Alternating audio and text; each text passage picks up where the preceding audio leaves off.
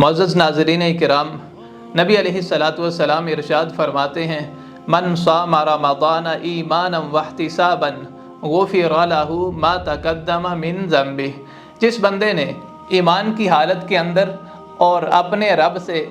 اجر و ثواب حاصل کرنے کے لیے رمضان المبارک کے روزے رکھے، پروردگار عالم اس کے گزشتہ سارے کے سارے گناہوں کو معاف فرما دیتے ہیں۔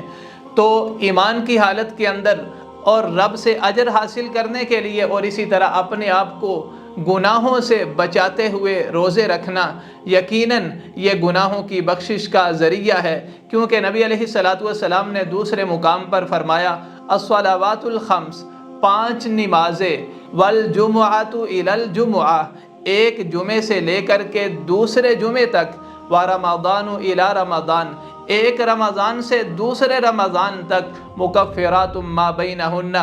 اپنے درمیانے گناہوں کو مٹا دیتا ہے۔ یعنی انسان ان عبادات کا اگر اہتمام کرتا ہے، 5 نمازیں پابندی سے ادا کرتا ہے، جمعے کا اہتمام کرتا ہے، اسی طرح رمضان المبارک کے روزے رکھتا ہے، تو یہ عبادات انسان کے لیے صغیرہ گناہوں کا کفارہ بن جاتے ہیں۔ آپ فرماتے ہیں، اذا اجتنب الکبائر، اگر انسان کبیرہ گناہوں سے اپنے آپ کو بچا کے رکھتا ہے، یعنی بڑے گناہ جن کے متعلق اللہ تعالیٰ نے وعیدیں بیان کی ہیں، اگر انسان اپنے آپ کو ایسے گناہوں سے بچا کے رکھتا ہے تو یہ عبادات، یہ نمازیں، یہ جمعہ، یہ روزے انسان کے لیے سارے کے سارے گناہوں کی بخشش کا بہت بڑا ذریعہ ہیں۔ تو اللہ تعالیٰ ان عبادات کو ہمارے لیے گناہوں کا کفارہ بنائے۔